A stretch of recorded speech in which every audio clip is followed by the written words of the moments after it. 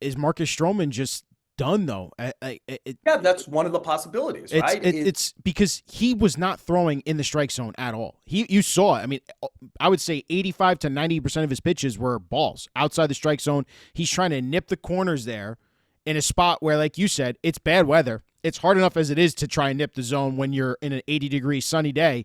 But it just, even when he is throwing in the zone, they were smacking the hell out of the ball and making damage off of it. It just, I truly do wonder if we've seen the end of Marcus Stroman, and could there be a possibility where they say, this isn't worth the cost anymore, let's DFA him? Yes, of course. Like they can't have a guy go out and pitch to a 12 ERA, right? That's kind of where he is right now. And especially And since he hey, will I hate to do refuse this to for go the to the second. bullpen too, right? Because he's not gonna go to the bullpen. Now, I think it's a starting pitcher or they swallow the contract. I would think.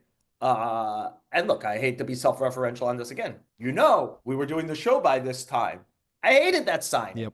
Uh, and I think the Yankees have made real mistakes in this area. Uh, I get it. It's a closed pool. You can't just be like, I want a good starter. I'll go to the starter store down the block. I think it's on Lexington. Uh, you deal with the reality of what's available, and the Yankees often make mistakes when they pivot hard out of something, right? Uh, Otani spurns them. They pivot hard Stanton. to Giancarlo Stanton. And I know that that's a little bit of a cross one because he performs well in the postseason. But as well as he's performed in the postseason, the Yankees would have been better off using that $300 million they're spending on him for 10 years, doing something else. They would have found a way to the World Series potentially if they used that money well, and they didn't. When Yamamoto spurned them, Get they looked Rodon. around and said they need another starter, and they went to Stroman.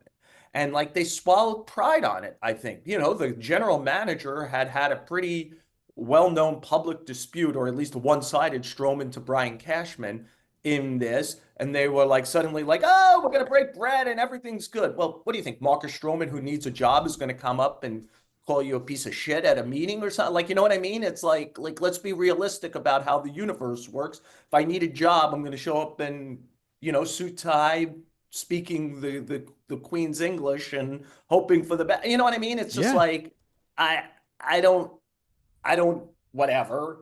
And look, it's not like this is about Stroman's behavior. This is Stroman on the mound.